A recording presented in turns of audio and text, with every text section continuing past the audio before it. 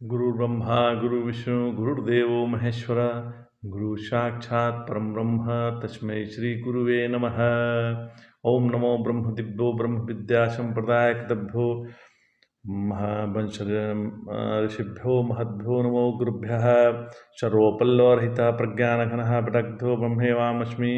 ओम नारायणं पद्मं वसिष्ठं शक्तिं च तत्पुत्रं पराशरं च व्यासं शुकं गौड़पदं महान्तं गोविंद्रमथाश शिष्यं श्रीशंकराचार्यमथाश च पद्मा हस्तामलकं च शिष्यं तं तोटकं वर्तिकामन्नास्मत गुरु संतत मानतोऽस्मि।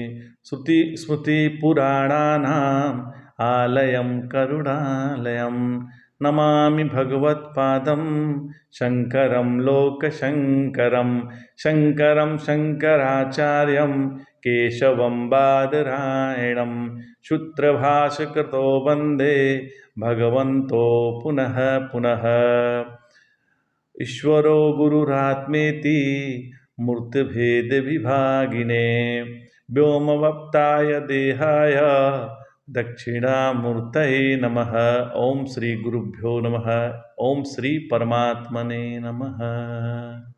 हम लोग भगवत गीता के चतुर्थ अध्याय का अध्ययन कर रहे हैं और उस पर विचार कर रहे हैं। तो सबसे बड़ा पापी वही है, यही है। सबसे बड़ा पाप यह है कि जो हम नहीं हैं वही हम अपने आप को समझ रहे हैं। जैसे हम हैं साक्षात सच्चिदानंद स्वरूप, लेकिन हम अपने आप को यह देह मान कर रखे हैं। हमने अपने आप को जीव मान कर रखा है। देह मान कर जीना और जीव मान कर जीना, इससे बढ़कर कोई पाप नहीं है। इसलिए भगवान कह रहे हैं कि इस ज्ञान के द्वारा तुम्हारे सभी पाप धुल जाएंगे। यह ज्ञान जो है तुम्हारे सभी पापों को धो देगा।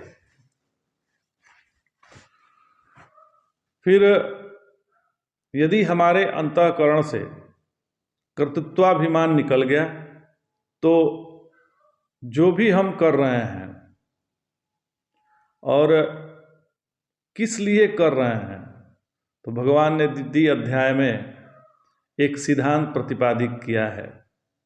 वो सिद्धांत है सुख दुखे समीकृत्वा लाभो लाभो जया जयो। जीवन में कभी लाभ होगी, फिर कभी हानि होगी, कभी सुख होगा तो कभी दुख होगा। तो इन सब के प्रति यदि समानत्व रखेंगे, समानत्व मानेंगे, तो जिसके लिए लाभ और हानि समान है और जो सुख दुख में सामान्य है, तो आनंद को प्रकट करने के लिए है। मतलब ये है कि जिसने सुख दुखे समकृत्वा लाभो लाभो जया जो समझ गया है, उसके लिए सुख और दुख अलग अलग नहीं है, वो अपना स्वरूप ही है, ऐसा उसको मतलब जानकारी है, ज्ञान है। वह समानत्व को प्राप्त हो गया है।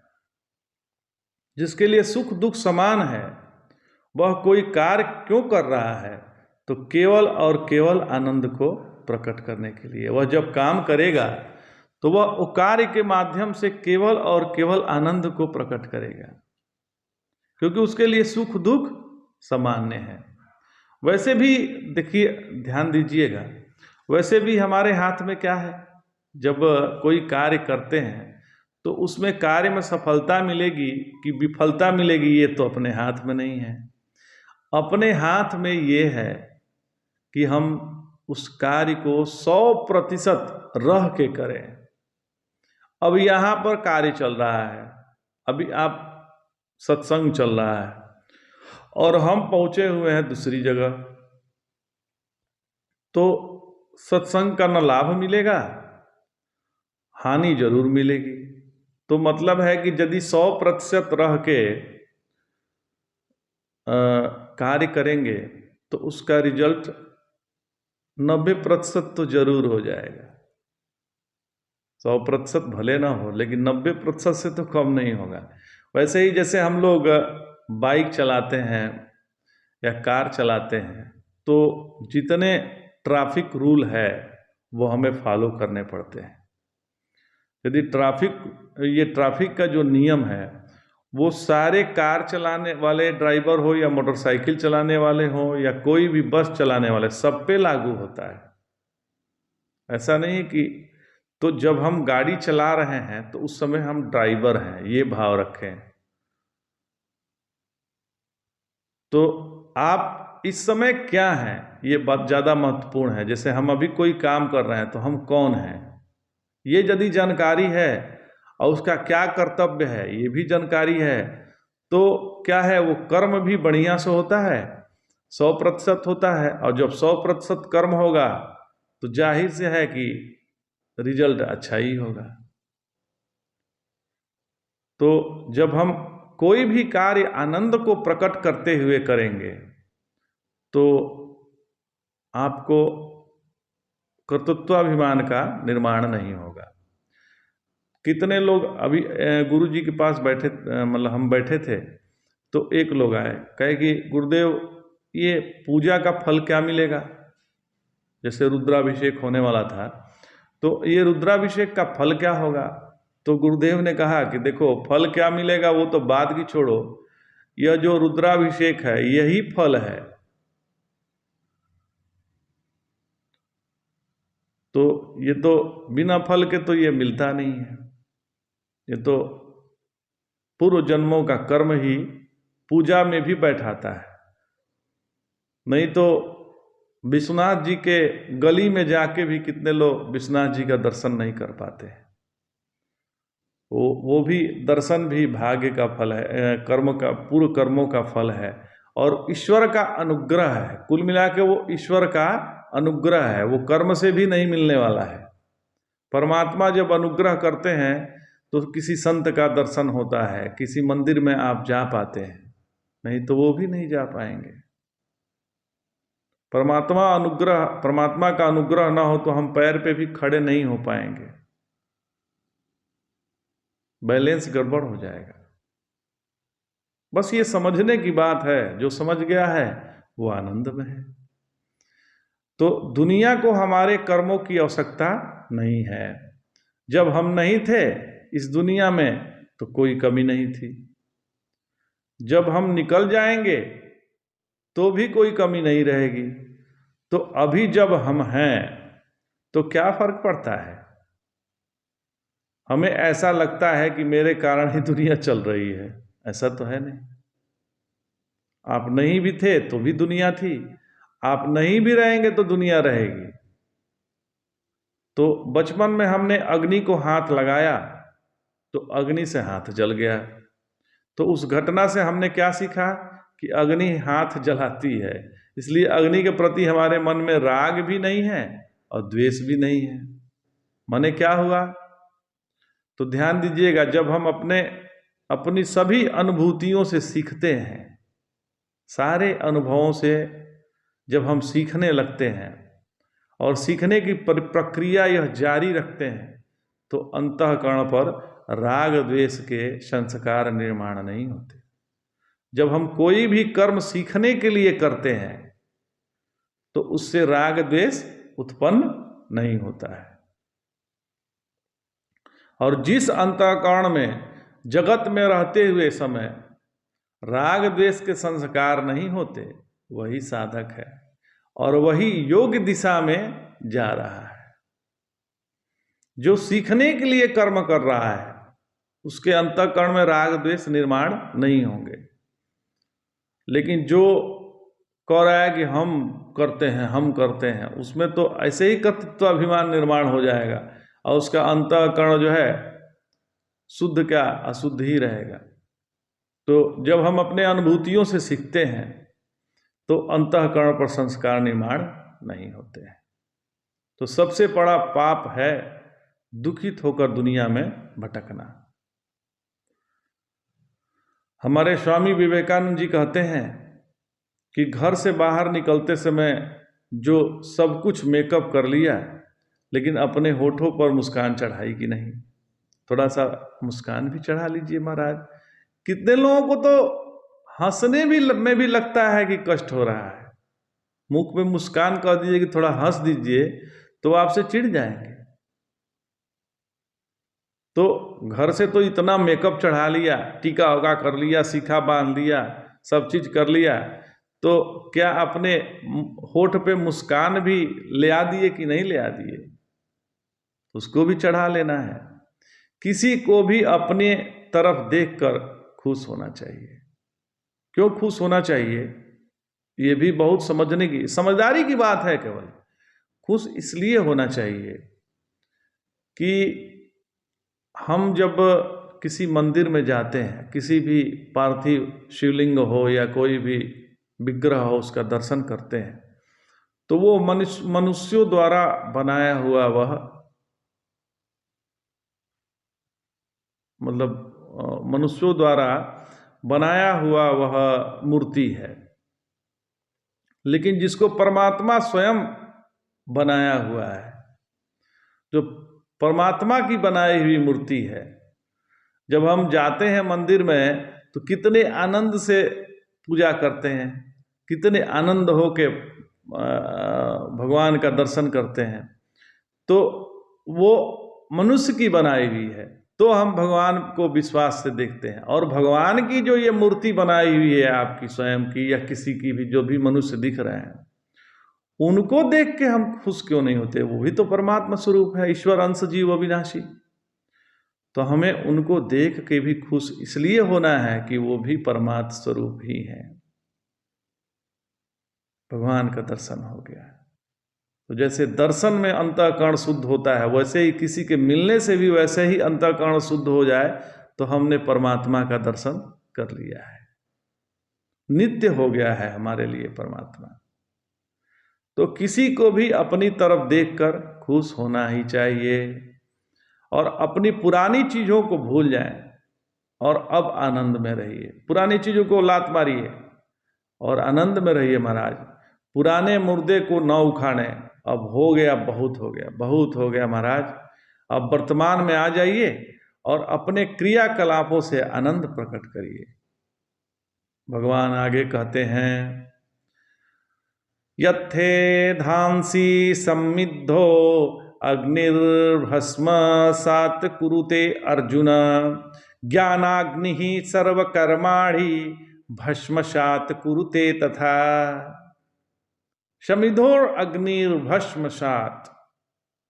हे अर्जुन, जैसे प्रदीप्त अग्नि काष्ठों को भस्म कर देती है, वैसे ही ज्ञान रूप अग्नि सब कर्मों को भस्म कर देती है।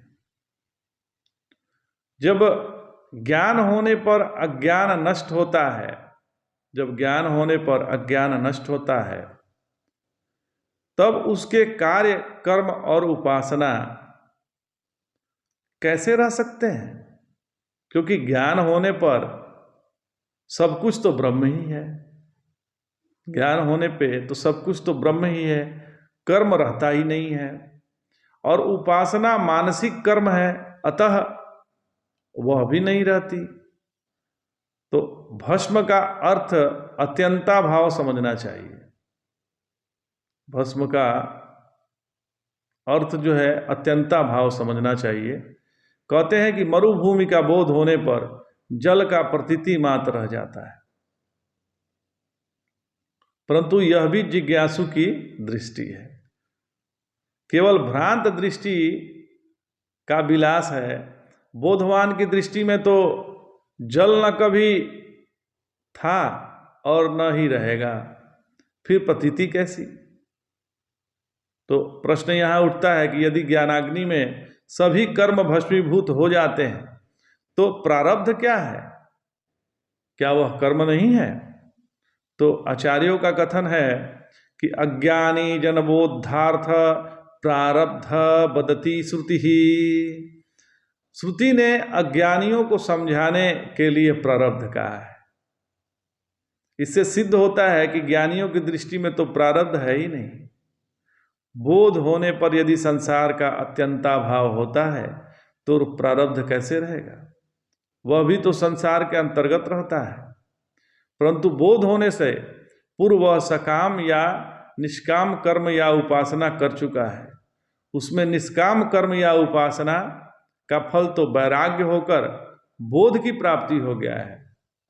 अब बोध के पश्चात तो जो उसकी प्रवृत्ति देखी जाती है वह उसके पूर्व कृत सकाम कर्म और उपासना का परिणाम है। वह शरीर रहने तक प्रतीत होगा ही, किंतु वह प्रतीति व्यवहार दृष्टि से नहीं है। बोध दृष्टि से तो वह भी बोध स्वरूप ही है। तो श्री गुरुदेव जो भस्म देते हैं हमें लगाने के लिए, उसका अर्थ यही है। जो गुरुदेव भगवान भस्म देते हैं कि भस्म लगा लो, उसको हमें लगाने माने इसका अर्थ यही है कि यह मान लो कि जो यह भस्म जो है वह तुम्हारे कर्म को ज्ञानाग्नि द्वारा जलाकर बना है, और अब अपने स्वरूप में निष्ठावान होकर स्थित हो जाओ। यह करने का जो भूत चढ़ा रहता है हमारे ऊपर, उसको भस्मीभूत कर आत्मावान हो जाओ। यही भोले बाबा का भस्म है महाराज। तो इसलिए आनंदोहम शिवोहम, आनंद में जो है वही शिव है। चलिए नारायण, यदि हम शंका करें कि नित्य अनुष्ठान से, यज्ञों में राजसूय अश्वमेघ तपो से हमारे सभी पाप नष्ट हो जाते हैं, तो फिर सर्व परिग्रह जो है त्याग मूलक सम दम आदि साधन पूर्वक संन्यास आश्रम का ग्रहण करके आत्मज्ञान का संपादन करने से क्या लाभ है? ध्यान दीजिएगा, जिस रोग के उद्देश्य से औषधि ग्रहण किया जाता है, जिस रोग के ठीक करने के लिए औषधि ग्रहण किया जाता है, उससे उसी रोग की निवृत्ति होती है, अन्य रोग की नहीं होती। वैसे ही जिस उद्देश्य से राजसूय आदि यज्ञ तपादि किया जाता है, उससे वही पाप निवृत्त होते हैं। अन्य बहुत प्रकार के संचित आगामी वर्तमान पापों की निवृत्ति नहीं होती। और सबसे बड़ा पाप है अपने को देह जीव मानना। इसकी निवृत्ति विवेकपूर्ण वैराग्य से ही संभव है। तो पूर्ण वैराग्य होने के बाद ही संन्यास ग्रहण करना उचित है, ऐसा श्री गुरुदेव के वचन हैं। तो यह ज्ञान से कभी कर्म और उसके फल पाप पुण्य सुख दुख सभी भस्मीभूत हो जाते हैं।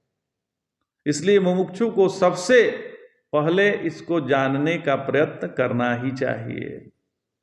इसी को बताने के लिए भगवान अगला श्लोक कहते हैं, नहि ज्ञानेन सदृशम पवित्रमिह विद्यते तत्स्वयं योग संसिद्धः कालेना आत्मनि विदन्ति, कालेना आत्मनि विन्दति।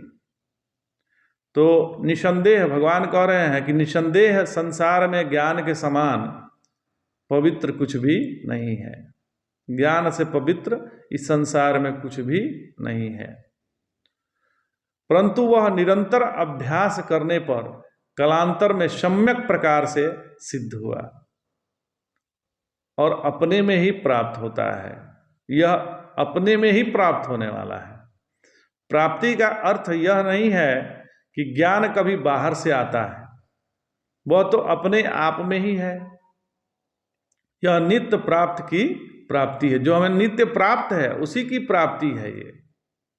तो योग का अर्थ जो है यहाँ विवेक विचार है।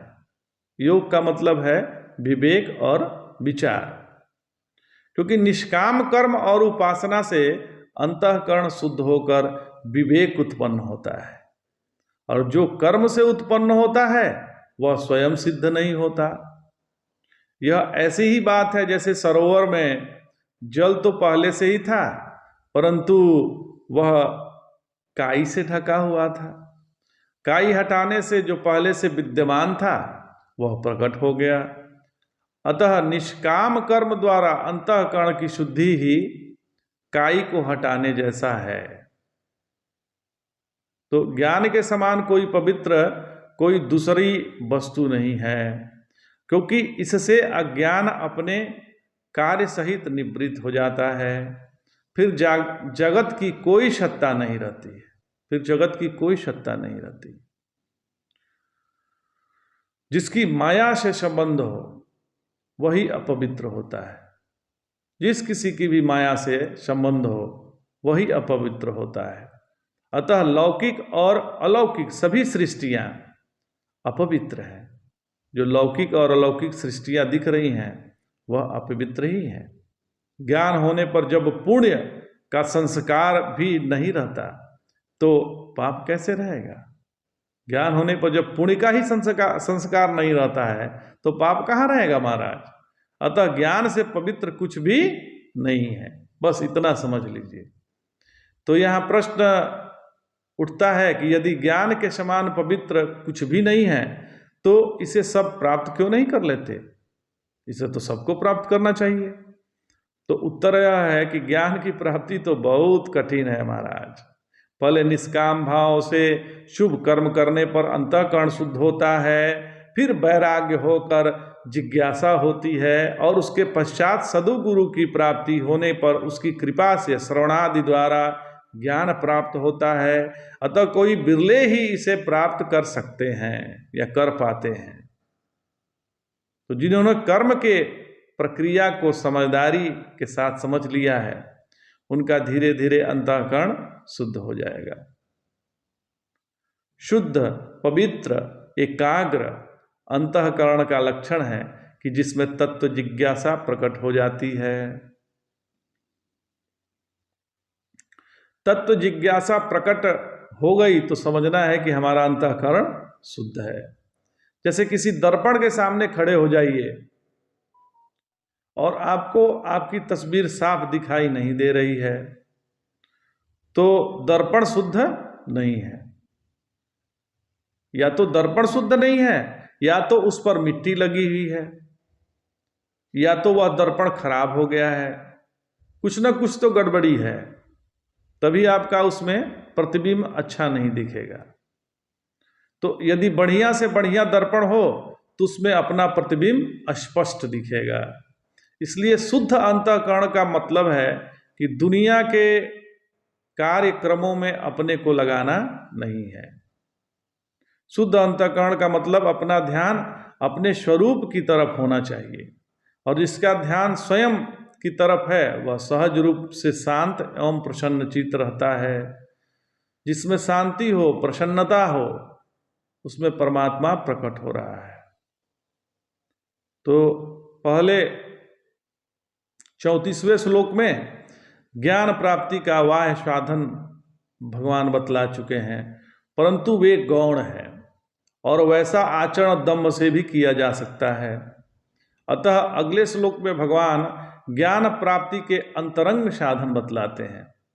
भगवान कह रहे हैं, श्रद्धावा लभते ज्ञानम तत्परः संयतेन्द्रियः ज्ञानम लब्ध्वा पराम शांति माचरिणाधिगच्छति। श्रद्धावा लभते ज्ञानम तत्पत्रम संयतेन्द्रियः ज्ञानम लब्ध्वा पराम शांतिर्माचरिणाधिगच्छति। भगवान कह रहे हैं कि श्रद्धावान, तत्पर और संयमी पुरुष ही ज्ञान को प्राप्ति कर पाता है या करता है, और ज्ञान को प्राप्त कर तत्क्षण ही शांति मतलब मोक्ष को प्राप्त कर जाता है। तो भगवान श्रद्धा से मिलते हैं महाराज, किंतु ऐसा नहीं है कि श्रद्धा की अपेक्षा केवल भक्ति में ही हो। ज्ञान प्राप्ति करने के लिए गुरु एवं शास्त्रों में श्रद्धा तो करनी ही पड़ती है। अध्याय 9 श्लोक 3 में भगवान के वचन है कि इस धर्म में श्रद्धा न रखने वाला मुझे प्राप्त न होकर संसार में लौट जाते हैं। तो प्रश्न यहाँ उठता है कि ज्ञान से शांति प्राप्त होती है, तो क्या यह ठीक है? तो उत्तर यह है कि केवल ज्ञान से पूर्ण शांति प्राप्त नहीं होती। इससे जिज्ञासा के कारण जो अशांति थी वह निवृत्त हो जाती है, परंतु जीवन में जो अन्य अनेक प्रकार अशांति के हैं उनकी निवृत्ति तो नहीं हो जाती। जैसे किसी का मोटरसाइकिल खो जाए या कार खो जाए, किसी का भी यदि मोटरसाइकिल खो जाए या कोई सामान ही खो जाए तो उसके कारण जो अशांति हुई वह तो मोटरसाइकिल या कार से मिलने पर ही शांत होगी या निवृत्त होगी, नहीं तो अशांति बनी रहेगी। तो परंतु घर में किसी के रोग पीड़ित होने पर, अन्न धन की कमी होने पर, जमीन जायदाद के मुकदमे में आज से होने वाली अशांतियां तो बनी ही रहेगी। अतः पूर्ण शांति ज्ञान से नहीं, ज्ञान निष्ठा से ही प्राप्त होती है। अतः ज्ञान प्राप्त हो जाने पर भी नित्य अभ्यास करते रहना चाहिए, क्योंकि चिकित्सा हमें चित्त की करनी है, आत्मा की नहीं करनी है। आत्मा तो नित्य शुद्ध बुद्ध है। चित्त सही रहेगा तो आत्मा तो पहले से ही शुद्ध है, उसमें कौन दाग लगा हुआ है? दाग तो चित्त में लगा हुआ है। तो इसके सिवा जो जिज्ञासु रजोगुण तमोगुण प्रधान होते हैं उन्हें शुद्ध विचार होता ही नहीं है। अतः ज्ञान होने पर सत्वगुण वृद्धि के लिए अभ्यास करता रहे, इससे संशय विपर्य का भी नाश हो जाता है। तो प्रश्न उठता है कि यदि केवल ज्ञान से काम नहीं चलता तो यहाँ ज्ञानम लब्ध्वा पराम शांति अर्माचरेणा धिगच्छति, ऐसा क्यों भगवान ने कहा? तो यहाँ जो भी कहा है वह अभ्यास की पुष्टि के लिए है। जिन्हें विचार द्वारा दृढ़ अपरोक्ष ज्ञान नहीं होता उन्हें अभ्यास करने पर ही दृढ़ता आती है। वास्तव में पूर्ण शांति पूर्ण ज्ञान होने पर ही होती है, अर्थात पूर्ण ज्ञान और पूर्ण शांति एक ही काल में होते हैं। जैसे जगना और निद्रा भंग होना एक ही काल में होता है। अच्छा, ध्यान दीजिएगा, श्रद्धा का अध्यात्म में बहुत ही महत्व है। श्रुति महावाक्य का उपदेश श्री गुरुदेव भगवान उसी को देते हैं जो श्रद्धावंत हो, जो परम जिज्ञासु है, जिसने अपने को इंद्रियों का अभ्यास द्वारा संयमित कर लिया है। मुमुक्षु को अवश्य ही श्रद्धालु होना चाहिए। श्रद्धावान होने पर जो बहिर्मुखी है उसको ज्ञान प्राप्त नहीं हो सकता। इसके लिए कहते हैं संयतेंद्रिय। ध्यान दीजिएगा, संयतेंद्रिय यति का लक्षण है। यति को सदैव संयतेंद्रिय होना चाहिए, क्योंकि बहिर्मुखता से ज्ञान नहीं होता। बाहर के प्रवृत्ति से रहित होने पर ही ज्ञान की लौ जलती है, और उसमें जो ज्ञान प्राप्त होता है, उससे जो ज्ञान प्राप्त होता है वह रक्षित होता है, नहीं तो ज्ञान ठहरता नहीं। इसका मतलब यह हुआ कि सधावत्व व संयतेंद्रिय सिद्ध हो जाने पर भी अंतर्मुखी रहते हुए भी अनात्म विषयों का चिंतन करता है, उसका ज्ञान सिद्ध नहीं होता। इसलिए भीतर भी विषयों के ध्यान से रहित होना चाहिए, और बाह्य से आप दूर हो गए और मन से जो है इधर उधर विचार कर रहे हैं, तो दृष्टि परमात्मा में होना चाहिए। तो जीवन में सबसे बड़ी शक्ति होती है श्रद्धा की। श्री गुरुदेव भगवान कहते हैं कि शास्त्रों ने जो कहा है, साधु संतों ने जो हमें बताया है, वह किस प्रकार से ठीक है, ऐसा जो समझने का विधेयात्मक जो प्रयत्न है अपने बुद्धि का, उसको कहते हैं श्रद्धा। बिना श्रद्धा के अपनी सत्ता सिद्ध नहीं होती। वैसे ऐसा एक भी व्यक्ति नहीं है जिसके अंतःकरण में श्रद्धा नहीं होती। सब कुछ श्रद्धा से ही चल रहा है। आज इतना ही। जय जय शंकर, हर हर शंकर।